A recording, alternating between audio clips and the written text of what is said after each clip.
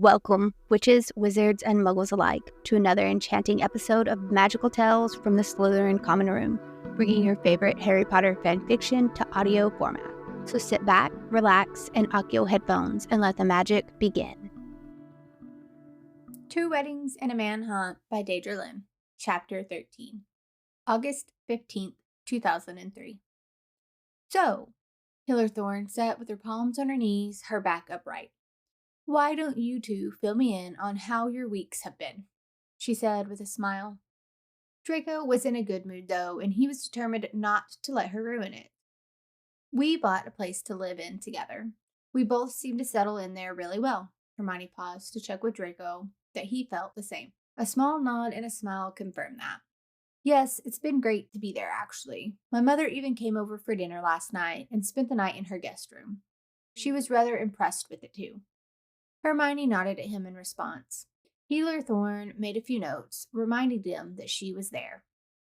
"Oh, we had friends over for game night. My friends and Hermione's friends. That went rather well, too, I think," Draco carried on. Hermione snorted. A quick look up from Thorn, and she too had a small smile and made a silent "oh" before continuing with her notes. "I have taken up positions on several committees and joined a few boards of directors' chairs as well, with the help of Narcissa. I have a gala at the end of the month for a Hogwarts BOD, which should be good. Narcissa has been amazing with all of that, and so supportive too," Hermione said. This made Thorn pause and look up between the two of them. The slightest hint of a frown, but she said nothing for now. "Overall, we have had a rather pleasant week," Draco finished with a slight pinched smile. Thorn hummed and sat observing them for a moment. "Well, you two certainly seem more comfortable around each other this week," she indicated to Draco's arms flung over half of the back of the couch. "You seem much more open, and I'm pleased to hear that you two are getting along. Perhaps we could briefly touch on Hermione's decision to take up a position on—" "I'd rather we didn't," Draco cut her off. "She is entitled to claim the seats, and I support her choice to do so. As my mother said, we're going to be in this thing for at least the next year. She might as well do some good and make some long overdue changes while she can." "Yes, I'm not doubting your support of her, Mr. Malfoy, but I can see your concern for her emotional well-being when it comes time for her to give up those seats." The healer peered over her glasses at him. "Hermione is a grown woman. She understands the implications, and I'm sure she would rather do as much as she can in the next year than do nothing at all." "That's right. I do know there's an expiry date here, but I would like to focus on what can be done in the meantime and cross that bridge when the time comes," Hermione agreed. Thorn remained expressionless and made several more notes. "And yet, you remained concerned. Why?" Hermione peered over at him. Draco swallowed. "I want her to succeed, whatever that means for her. I don't want her to get 80% of the way and have to give it up and feel like she failed in some kind of way because it wouldn't be true." "So, you would say that you care about her happiness?" Draco frowned. "Of course. Would you say you care for her as you would any of your other friends?" Draco shrugged. "I'd say that, yes." "Does that surprise you?" "No. But some of her actions have. Can you elaborate on that?" Draco stared at her for a long time. He knew she could see an example above his head, but she instead stared straight back and waited for him to voice it instead. Draco cleared his throat and shifted uncomfortably. It was hard for him to open up about his gratitude towards people. It hadn't been how his father had raised him. "I was surprised by her choice to keep one of the spare rooms exclusively for my mother's use. It was extraordinarily considerate of her." Thorn hummed again. "You feel that being open and expressing this gratitude makes you vulnerable. Have you considered that the opposite might be true? To form deeper connections with those around you could be beneficial to you." She turned to Hermione. "Miss Malfoy, has something happened in the last week that has resulted in you feeling gratitude towards your husband?" "Of course, but can you stop doing that? Can you call me Hermione instead of Miss Malfoy and stop referring to Draco as my husband?" "He is your husband, and no, Mr. and Mrs. Malfoy keeps our environment professional. What is it that he did this week that left you glad to have him around?" Hermione's eyes narrowed at the healer for a moment. She sighed and looked at Draco, who shifted uncomfortably again. He has a great knack for calming me down when he needs to. He's also generous and protective and makes me laugh a lot. He's really funny, which I don't think was something I expected, but he is. He's a good listener, too. Another hum, another scribble. It seems there's a lot of personality traits that you're fond of with your husband. Would you also say you care for him and his well being? Hermione nodded in response. How does that make you feel, Mr. Malfoy? To know that your wife thinks so positively about you. Not just your actions, but you as a human being. I know what you're doing, Draco stated. What am I doing, Mr. Malfoy? She raised an eyebrow at him.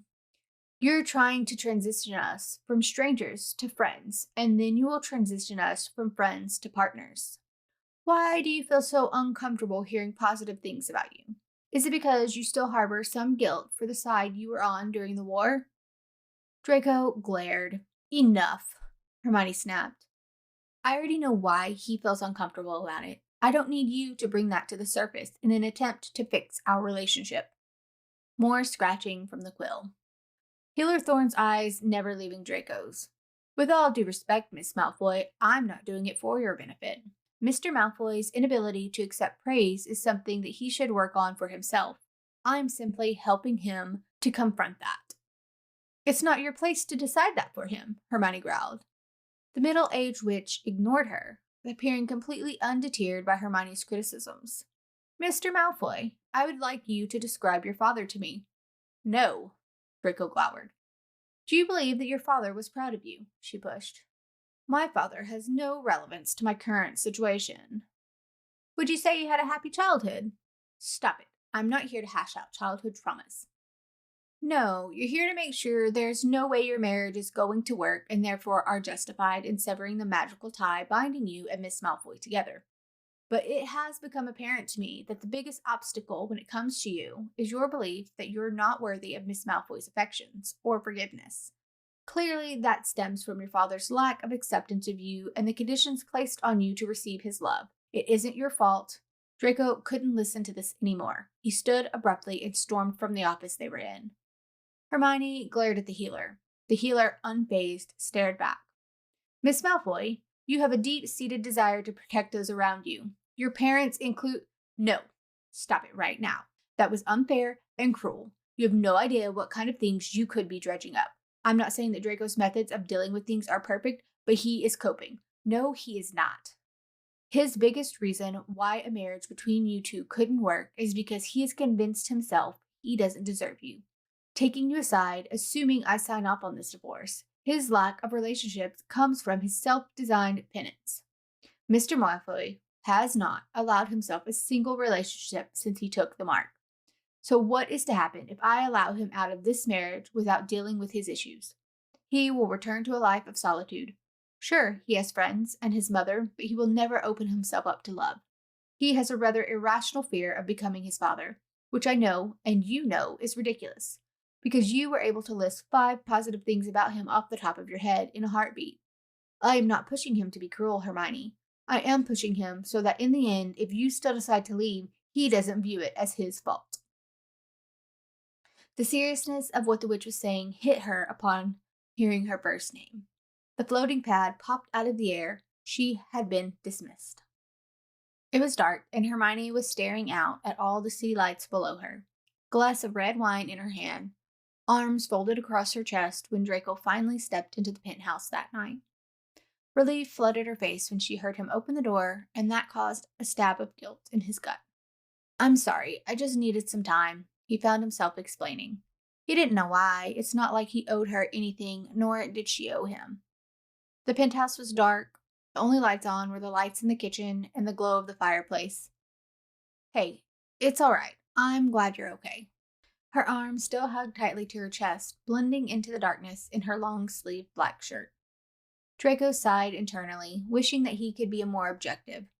Her curls framed her face, and the glow from the fireplace made her eyes sparkle. She was stepping towards him, extending out a glass of wine for him to take. I was thinking that we could watch a movie. She indicated to the large white rectangle that had appeared above the fireplace. A what? Draco asked with confusion. She shook her head with a small smile. Take your shoes off and sit down right there. It felt weird for him to be shoeless anywhere other than bed, but he did as he was told. Her laugh floated through the air. Are you always so rigid? Put your legs up, lean back, relax. She carried a bowl of funny-shaped white things that Draco vaguely recalled as being popcorn. He had never eaten it himself, though. She pointed a slim black stick to the small box hanging from the ceiling, and a light filled the rectangle on the wall. She seemed to know what she was doing because she worked her way across the screen, clicking different things to make new words appear, finally settling on Lilo and Stitch. She placed the bowl on his lap, physically rearranging his body to her liking. He had never sat so haphazardly in all his life. If his parents could see him now with his feet on the couch of all places, they would have a fit. He expected her to sit away from him. The sofa was certainly large enough for it, but instead she tucked her feet beneath herself, leaning on the couch next to his shoulder, and grabbed a few pieces from the bowl. He barely managed to open his mouth as she shoved them through his lips before grabbing her own handful. A salty, buttery taste filled his mouth as pictures began to move on a rectangle before them, sounds filling the penthouse around them. All he could do was watch on in fascination at the brilliance of the Muggle creation, which Draco noted carried the theme of a family and acceptance.